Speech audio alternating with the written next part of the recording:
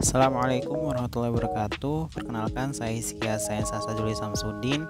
Di sini saya akan menjelaskan sedikit tentang studi kasus in vitro fertilization. Saya dengan NIM 2011-2010-03. Baik, apa sih itu in vitro fertilization?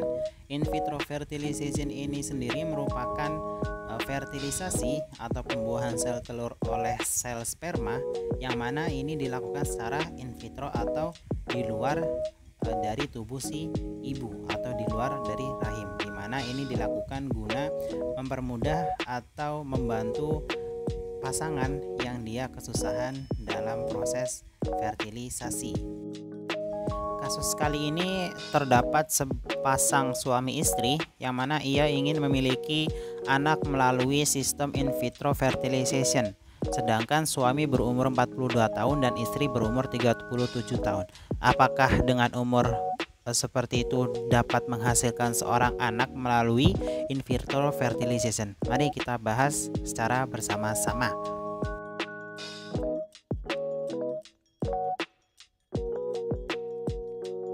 Oke, oogenesis pada dasarnya adalah proses pembentukan ovum atau sel telur yang terjadi pada tubuh wanita, di mana hasil dari oogenesis ini nantinya akan diambil untuk dilakukan fertilisasi secara in vitro, yang mana nantinya sel sperma akan disatukan dengan sel telur di dalam wadah khusus. Nah, bagaimana proses dari in vitro fertilization? Mari kita bahas di slide selanjutnya.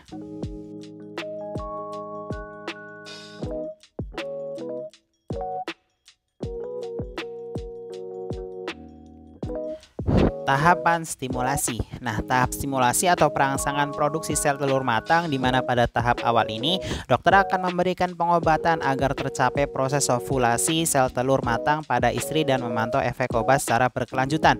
Tahapan stimulasi ini digunakan agar nantinya sel ovum yang dihasilkan dalam kondisi sehat dan siap untuk dilakukan fertilisasi secara in vitro.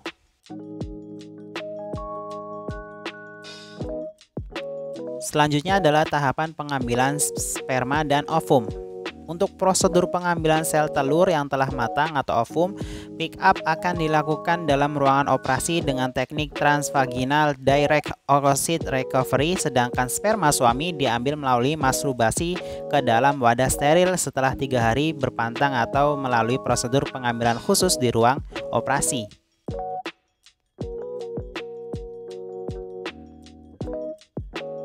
Karena pada tahap ini adalah IFV atau in vitro fertilization, maka tahap pembuahan sel telur oleh sperma dilakukan dengan cara sperma dan sel telur dipertemukan di dalam sebuah tempat khusus yang menjamin nutrisi serta sterilitas, yang mana nantinya kita biarkan sendiri untuk sel sperma untuk membuahi dari sel telur.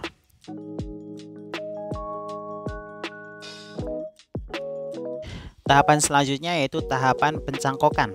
Nah, tahapan pencangkokan embrio ke dalam rahim yang sudah difertilisasi secara in vitro oleh sperma dilakukan saat embrio yang dinilai berkualitas baik kemudian akan segera ditanamkan pada hari kedua, ketiga, atau hari kelima pasca pengambilan sel telur yang mana sudah difertilisasi secara in vitro.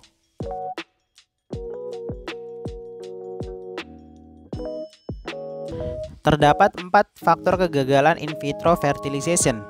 Yang pertama adalah kualitas sperma yang kurang dari sang suami. Yang kedua adalah kualitas ovum yang kurang atau yang tidak berkualitas dari sang ibu, respon tubuh ibu ketika dicangkokkan dari embrionya, dan juga disfungsi implantasi atau kegagalan atau gagalnya embrio menempel pada rahim si ibu ketika proses implantasi. Untuk kesimpulannya sendiri, dengan kasus yang ada, kemungkinan keberhasilan proses in vitro fertilization masih sangat tinggi. Namun untuk sang ayah yang mengingat sudah berusia 40 tahun lebih, diusahakan untuk menjaga pola hidupnya, karena kualitas spermanya bisa saja turun karena faktor usia dan juga pola hidup dari sang ayah, yang mana ini sangat berpengaruh dari keberhasilan proses in vitro fertilization. Kemudian ini adalah daftar pustaka saya. Terima kasih. Wassalamualaikum warahmatullahi wabarakatuh.